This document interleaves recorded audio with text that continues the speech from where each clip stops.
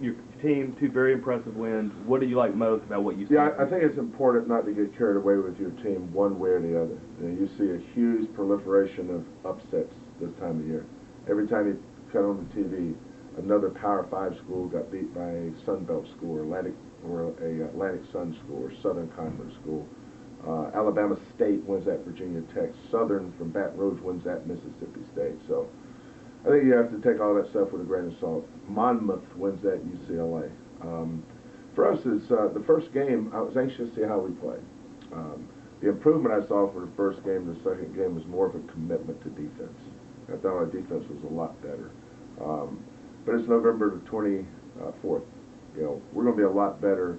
Our goal is, once we get to Christmas, is usually the time where you can tell your team's really together now. Right now it's all about practice to practice, game to game.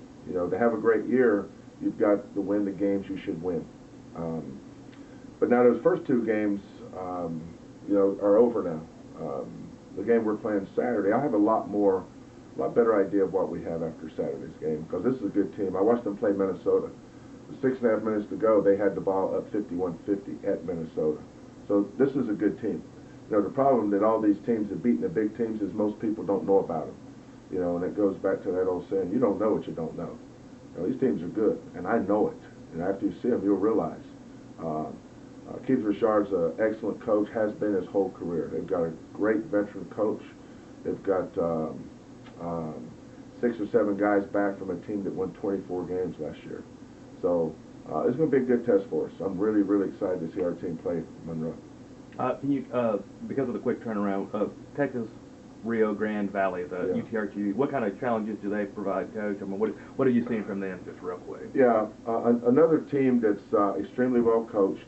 We played them last year and struggled with them, and they're a lot better this year. The thing I like about them is their discipline, their toughness, and they're a really good offensive team. So playing back-to-back on a Saturday and Monday, obviously not a lot of room for preparation. We really depend on preparation. But once we get past Louisiana-Monroe on Sunday, get ready for Monday, we'll focus on them.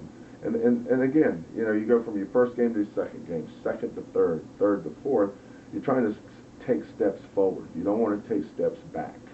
So I'm excited about our team, but I also know that we play an extremely tough conference. In our non-conference games, we want to win as many games as we can, obviously, knowing we got to get ready for some really tough conference games in December.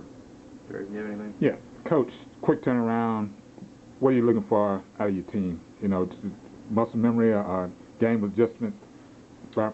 Well, I think the strength of our team thus far that we've shown is our depth. If we only, last year, for instance, we only had 6 or 7 guys that we played in a game. So back-to-back quick turnaround games were tough for that team. This team is built for that, because nobody's playing 30 minutes a night.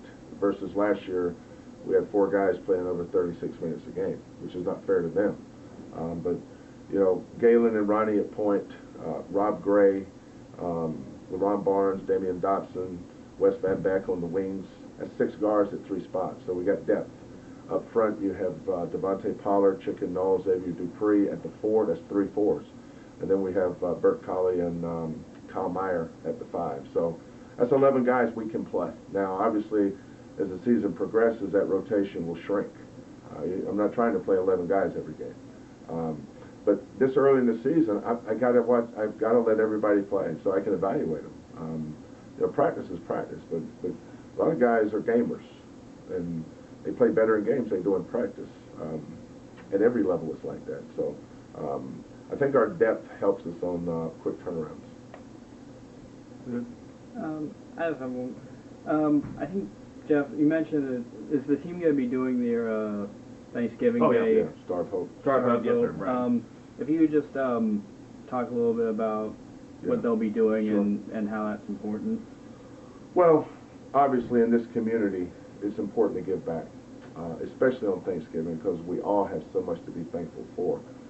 The Star of Hope does a dinner for different homeless organizations from around the city at the Hard Rock Cafe downtown. And at 11:30, our entire team will be there, serving food, spreading some good cheer, sitting down, asking people about their lives, just talking with them, making them feel good. I think it's anytime you can reach out and help other people, and it becomes addictive.